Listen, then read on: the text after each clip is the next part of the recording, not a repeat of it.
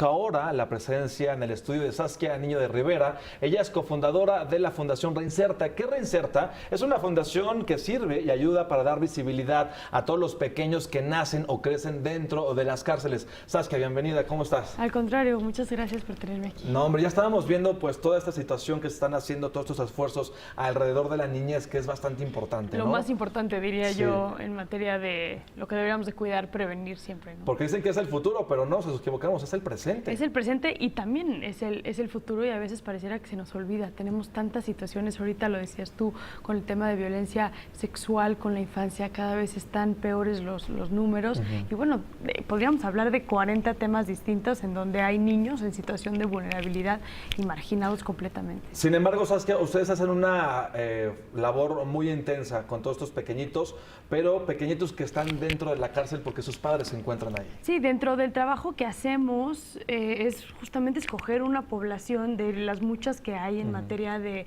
vulnerabilidad con niños.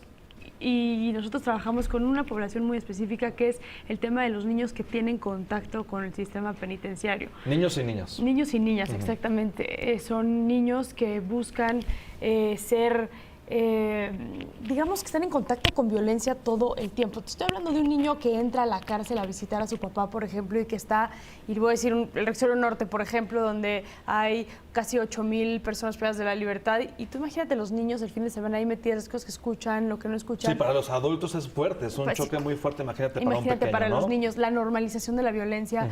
Tenemos también el trabajo con niños que nacen y viven en prisión. Mucha gente ni siquiera sabe que hay niños que viven en las cárceles y que con nacen sus ahí, mamás, claro. y que nacen en las cárceles. ¿Sabes qué? Entonces, específicamente, ¿qué hacen? ¿Qué actividades hacen con estos pequeños y también con sus papás? Nosotros trabajamos en varias áreas. Tenemos talleres de desarrollo infantil con niños que nacen y viven en prisión. Tenemos mucho trabajo que hacemos con las mamás. Nosotros entendemos que el trabajo del niño no necesariamente es directamente con el niño, sino cómo le das las herramientas a la mamá para que pueda tener una mejor educación su hijo, y especialmente con niños de la cárcel que no repitan los patrones de violencia. Totalmente. Te puedo dar un ejemplo. Ahorita la alianza que tenemos con Tommy Hilfiger, por ejemplo, estamos haciendo unas bolsas increíbles que las están cosiendo y las están juntando con jeans usados, un tema de reciclaje. O sea, ¿las hacen dentro de la cárcel? Dentro de la cárcel las mamás, y con ese dinero están fomentando el proyecto de desarrollo infantil, que es un proyecto de desarrollo en estimulación temprana, por ejemplo. Entonces es un proyecto increíble porque ellas mismas están generando los recursos para que los niños puedan tener un mejor desarrollo aún estando en la cárcel.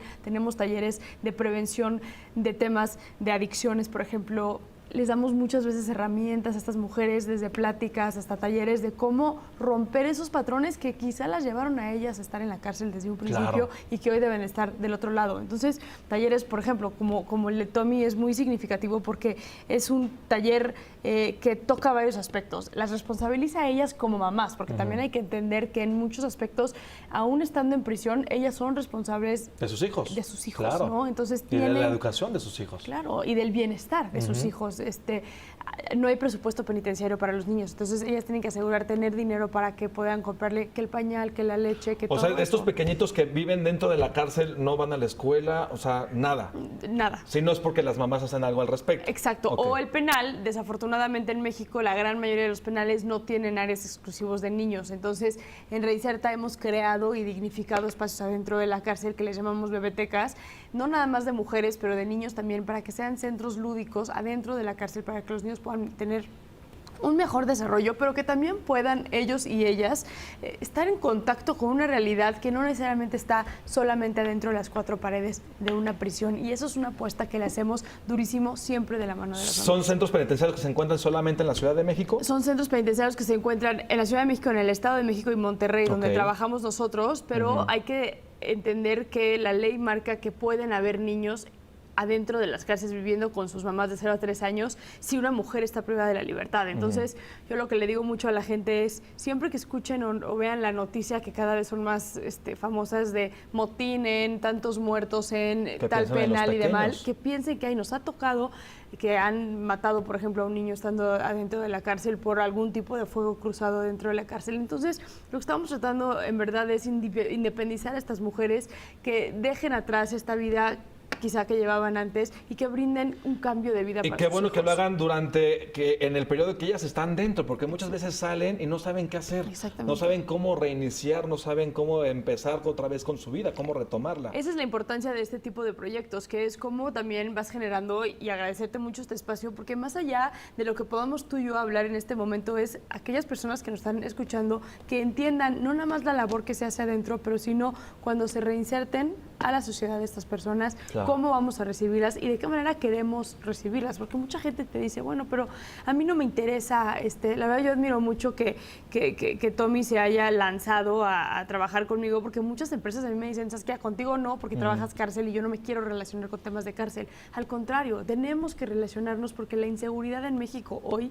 está directamente relacionada con temas de cárcel. Claro. Y no nada más eso, pero justo lo hablábamos al principio tú y yo, el tema de los niños.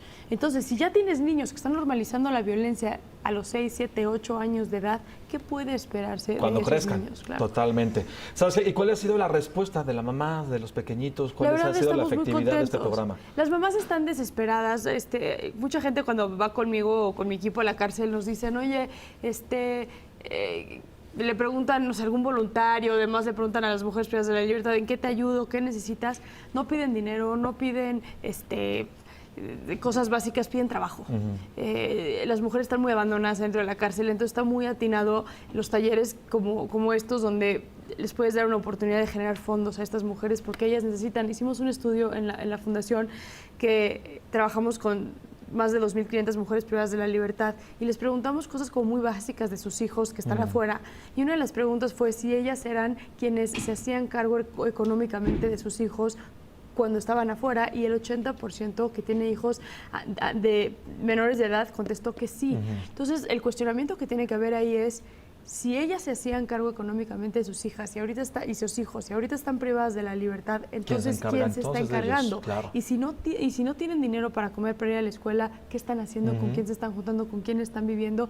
Desafortunadamente son temas muy invisibles en México que necesitamos... A pesar de la gravedad que tiene, ¿no? Exacto, a pesar de la gravedad que tiene. Entonces necesitamos empezar a visibilizar y necesitamos empezar Totalmente. a que no nos dé miedo afrontar el tema de la prevención y la justicia desde una perspectiva como muy Claro, distinta. porque justamente en el plan de seguridad se necesita, pues sí, enfrentar precisamente a todas estas personas, a todos estos delincuentes, pero también se necesita que sea de manera integral y esto se logra precisamente con la prevención. Saskia, muchísimas gracias. Gracias por visibilizar este problema. Gracias por poner en el foco a estos pequeñitos que, como bien lo decías, se encuentran a la sombra no solamente en la parte física, sino también a la sombra en la vista de todos nosotros. No, al contrario, gracias a ti por tenernos y bueno, seguir chambeando. Exactamente, seguir trabajando. Gracias, Saskia. Al contrario, gracias a ti. Bien.